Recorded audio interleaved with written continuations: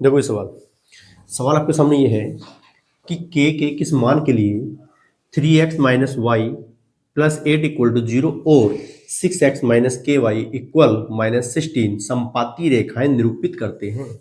Option आपके सामने है 1/2 माइनस 1/2, फिर है 2, फिर है -2। अब मुझे ये बताओ ये कौन से चैप्टर का सवाल है? भाई आप क्लास 10th में पढ़ रहे हो। हाँ, कौन चैप्टर का है? दो चर वाला, ठीक है, लीनियर इक्वेशन टू वेरिएबल वाला ना।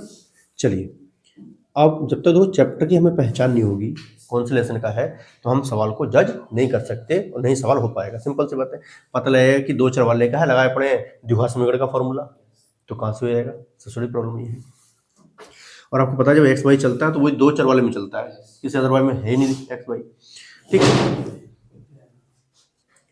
के किस मान के लिए, आराम से बैठो, परेशान क्यों हो रहे हो? देखो बेटे, अब करने का मेथड समझो। इसको ऐसे लिखेंगे ना, देखो 3x माइनस वाई प्लस 8। एक काम करना, चलो सही है, इक्वल टू 0 ले लेना। इसको भी आप इसके नीचे लिखना, ठीक है। बिल्कुल सिंपल ट्रिक से दिखाऊंगा, डरना नहीं, बिल्कुल भी आराम के साथ। देखो माइनस के बाई, ये माइनस के अंदर ले आओ इसको, प्लस का आएगा 16 और इक्वल टू 0। रीजन है, इसको चाहे ऐसे बनाओ जैसे ये लिखा है, या तो फिर इसको ऐसे बनाओ जैसे ये लिखा है, तभी सवाल हो पाएगा। अब हमने क्या करा, ये माइनस कर दो, इक्वल से ले आए, क्या में आ गया? प्लस में आ गया। ठीक है, अब सवाल होगा।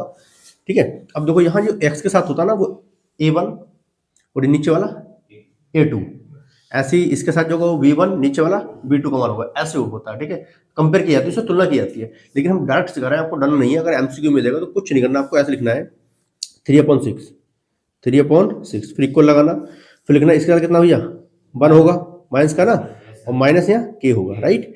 फिर इक्वल लगाना, फिर 8 और फिर अपॉन में 16, कुछ नहीं करना है आपको।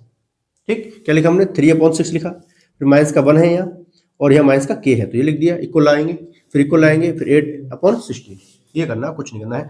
फिर आपको करना क्या है, ये अब दो तीन पक्ष बन गए, पहला पक्ष, दूसरा पक्ष और तीसरा पक्ष। तो आप क्या लिखेंगे? पहला पक्ष तथा दूसरा पक्ष लेने पर, ठीक है भैया, क्या लिखेंगे? पहला पक्ष, ठीक है, तथा दूसरा पक्ष लेने पर, दूसरा पक्ष लेने पर। अच्छा, पक्ष कब बनते हैं? जब इक्वल होता लगा हुआ बीच में।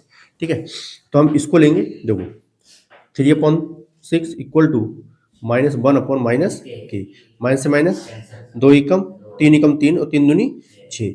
देखो यहाँ आपका 1 अपॉन कितना बचा भैया? 2, इधर आ गया 1 अपॉन के, क्रॉस मल्टीप्लाई करो, इसकी से करो क्या आएगा? के आएगा, इसकी से करें क्या आएगा? 2 आएगा। ठीक है, तो इसका मतलब है कि आपका आंसर कौन सा आएगा? 2, सी ऑप्शन रहेगा। ठीक है, आज समझ में आया? ठीक है, कर लो, ठीक।